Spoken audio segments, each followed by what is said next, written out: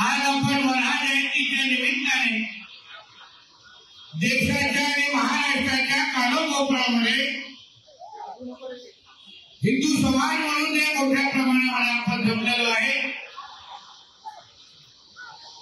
आणि आपण आपल्या या हिंदू राष्ट्रामध्ये आपला जो देश आहे तो हिंदू राष्ट्र आहे आणि या हिंदू राष्ट्रामध्ये आपल्याला आपले हिंदू सण साजरा करण्यामध्ये कोणीही रोखू शकत नाही हा संदेश या निमित्ताने आपण इथे दिलेला आहे।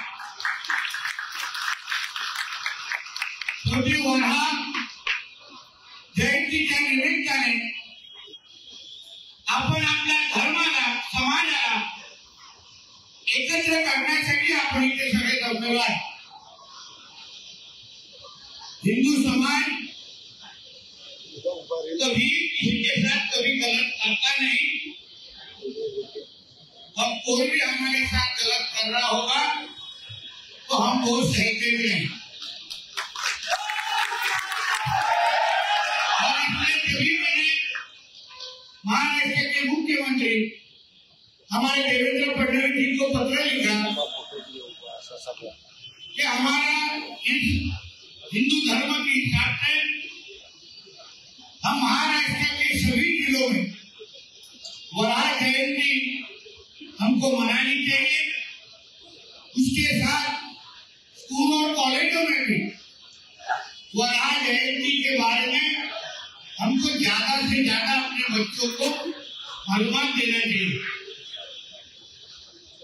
मुझे विश्वास है हमारी हिंदुत्व सरकार के मुख्यमंत्री हमारे देवेंद्र फडणवीस जी जल्द ही सभी हिंदू समाज की मांग पूरी करेंगे और हमारे स्कूल कॉलेजों में हमारे बच्चों को वराह जयंती के बारे में भी मालूमात दी जाएगी इसका विश्वास के वक्त में व्यक्त करता हूँ।